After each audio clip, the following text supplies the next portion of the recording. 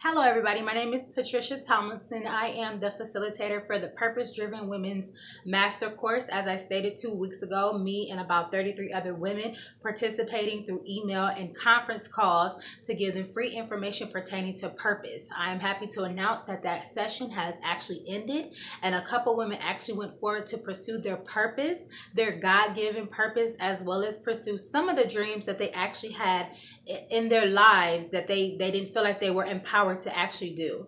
So I'm very happy that class has actually concluded. I still have some of the material. If you are interested in taking the course, you're more than welcome to email me. I'm going to link some information down below in the description box. Please don't forget to like, comment, share, and subscribe to the channel Purpose Driven Women if you are interested in receiving these updates and notifications in regards to testimonials and stories that can help you pursue your purpose.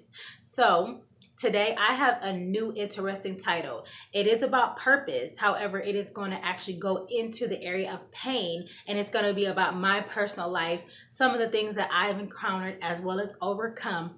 And the title is called Transperancy 101. So everyone knows that when you're going to pursue healing, the first thing that you actually need to do is be transparent. So that is my mission today, into actually helping you understand how transparency can help you on your quest to healing, how pain can help you, and also in your quest to pursuing your purpose. That the pain actually facilitates your purpose, and if you use it, mix the negativity with some positivity, you'll actually get a good outcome. So as many of you know, I have came out several times in regards to my story on social media, primarily Facebook, YouTube, in regards to being a survivor of rape and molestation, now currently homelessness, poverty, and many other things that have happened into my life. So today I'm going to actually deal with the area of molestation and rape. At the age of about 8 or 9, that was when I really first started to journal and write. I mean, I was actually better at cursive handwriting versus print.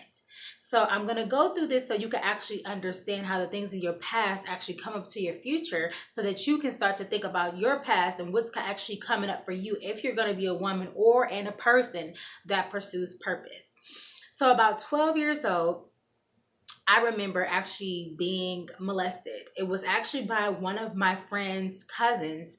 It was in broad daylight. I actually remember that he took me to the backyard of the house and made me do some things for him. And it was amazing as well as crazy, because it was broad daylight and everybody was outside, but for some reason he picked me out of all of the people to take to the backyard. Why did he choose me? I don't know. As right now, I know that I was chosen and allowed to go through that because of what I'm going to be able to do with this story. So I was sent to the backyard, and these things happened. And then after it happened, it was just like, it was the most normal thing to him. He got up, actually went to the front yard, the other direction. I went around the other way, and I went to my room, and I remember just not turning on the lights.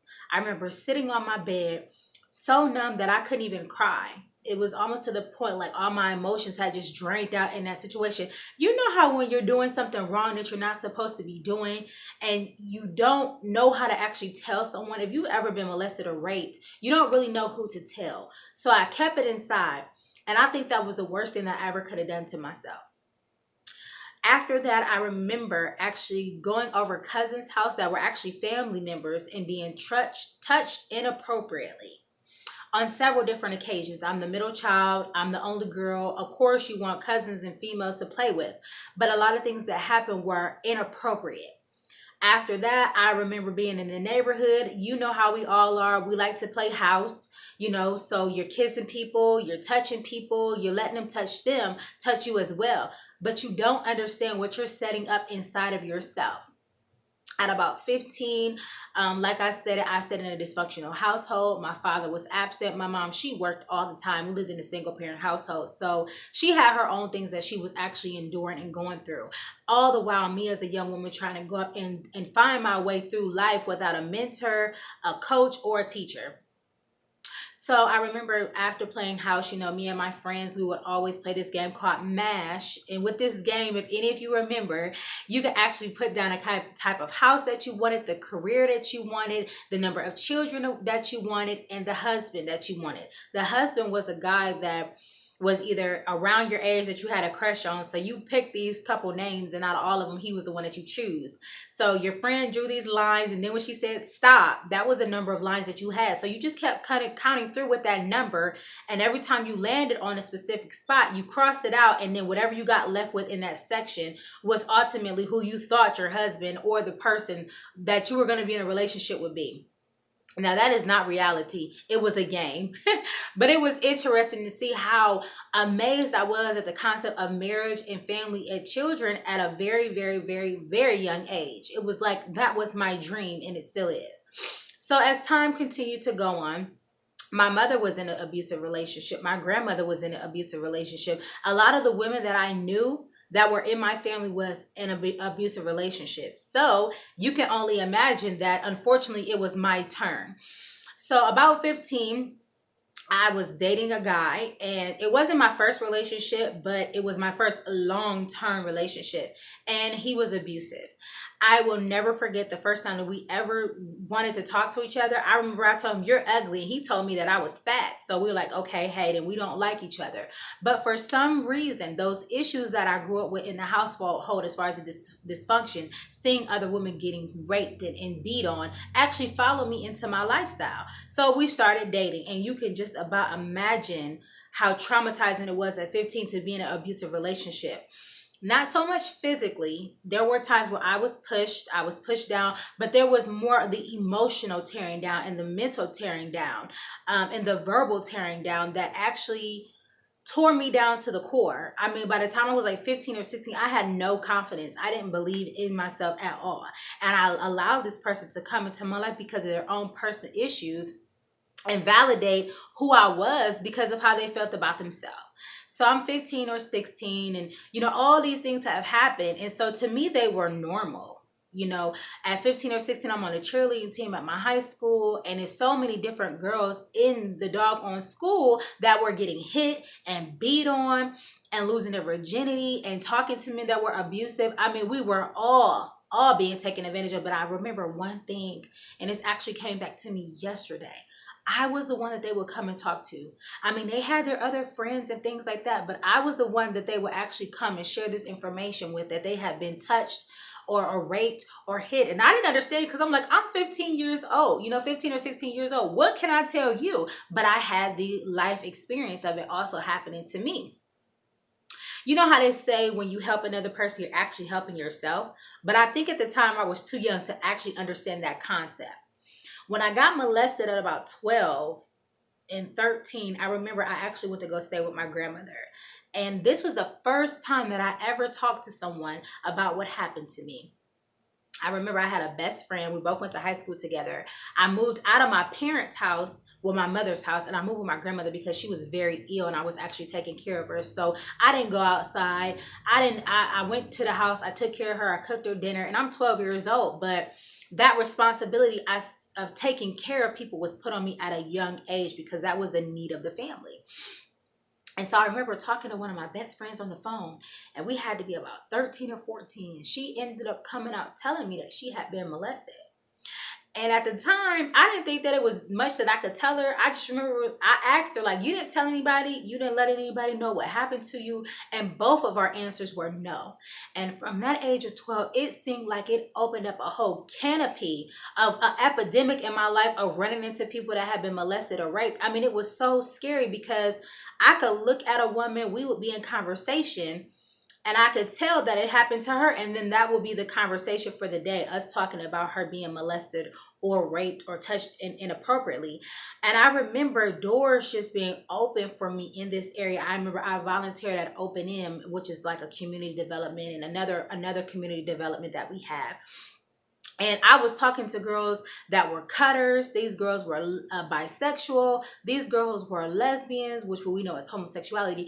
But they were like 15 and 16 years old. When I was about 20 years old, I was mentoring these young girls, and they had all these issues from their childhood. And it seemed as though he put me there to see they're going through the same thing that you went through in your childhood. So because you've gone through the life experience, I'm going to place you here so that you could talk to them about it. I would pray with these girls, let them come and spend out at my house, cook them dinner. I mean, it was amazing what God was doing with me at that time. And I was only 20. And so, of course, we go from phase by phase. It was my time to go to my next phase. And this is in the area of women. So I think I was, 23 when I started on this journey. And I had the amazing opportunity of actually being in about 70 houses with different women, where all these women have been molested or touched or raped. I think out of all the houses that I actually visited, it was only about 2 to 3 women that had not actually been raped. And with that being said, I don't even know for sure, because it's such of a sensitive subject, that I don't even know for sure if they were actually comfortable enough to come on and tell me. I know that I'm comfortable enough with my story because it doesn't define me. But I remember there was a time in my life where I was really, really going through it. And I'm talking about promiscuity. I knew I wanted to be married. I knew I wanted to have children.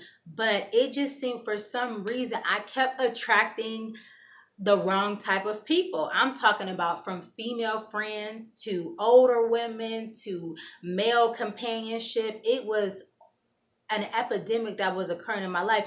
And they're like, okay, just get away from these people, just end the cycle. But a lot of people didn't understand it. It was a root to what I was experiencing, and it came from my childhood. So a lot of times we as people, if you've been molested or if you've been raped, and I know all the time they're changing the definition of rape, but when I sit here and I think about it, if a woman is in a place where she thinks or feels like she might want to have sex, and then she says no, or her body language is not all the way there, a lot of times women have actually been taken advantage of in these areas, because you felt like, oh, I'm here now, so I might as well do it. But your spirit, you as a person, were violated. And a lot of times we as people are not getting healing for these secret areas that we keep to ourselves. And so as time progressed on, I got into a situation, we'll say. And I'm going to say this is the best thing that ever could have happened to me, while at the same time the worst thing that ever could have happened to me, because it taught me a valuable lesson. So a lot of us, we battle with feeling love, we battle with feeling validated, we battle with being rejected or ostracized and criticized. So you can just imagine my childhood of everything that I went through, and it brought me up to this relationship where everything surfaced. Now, this wasn't actually a relationship. We were supposed to be friends with benefits.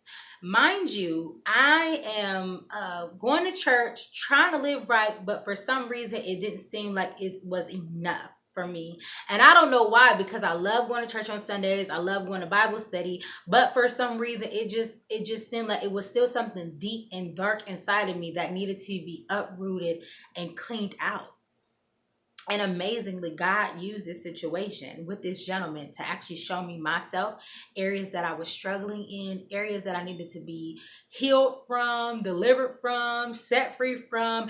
And today I sit here a blissful, happy, free woman. So I got into this situation with this guy. He was older than me, so much older than me. And so you know how we are. We're like, hey, let me challenge myself. If I can get an old guy, then hey, I must be cold. It must be something about me. But it was deeper than that. I ended up dating or talking to this guy. We were never in a relationship, but it was so much that I was doing to make him happy, make his day, make him feel validated, make him feel like I was good enough. Oh my goodness, none of that worked. And in the end of the situation, which actually lasted 7 years, which it's kind of funny how a lot of things in my life happen in 7-year increments. But it had nothing to do with if I was good enough for him. It had everything to do with me finding my identity. You know how a lot of times you get in situations that you know you're not supposed to be in. You get the warning signs, but you don't listen. And in the end, you come out hurt and broken, but you come out better because you understand that this actually didn't break me. it made me. And so right now I'm talking to a lot of women where guys have just looked at them like, hey, you're not good enough. They didn't say it, but the behavior portrayed it, meaning that they just left these women. A lot of them have had their hearts broken. A lot of them have been told, hey, I want to marry you, only for this guy to walk away and find another person. A lot of women are struggling with issues of their heart. I did a video the other day called The Heart of the Matter, just explaining how we as women have to guard our hearts, especially emotionally, our mental. We have to examine what people are saying to us. Sometimes people come around and we think they're actually good for us, and that is not actually what's going on.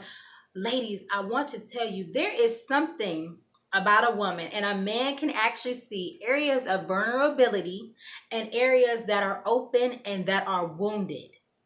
This is the purpose for my video today. Like I said, one bad apple spoils a bunch, but one bad relationship can change your life forever. One situation where you get yourself into, and this man has control of you, control of your mind, control of your emotions. He can call you whenever he wants to. He can date other people and you're okay with it. You're just sitting by the phone like, when is he gonna call me?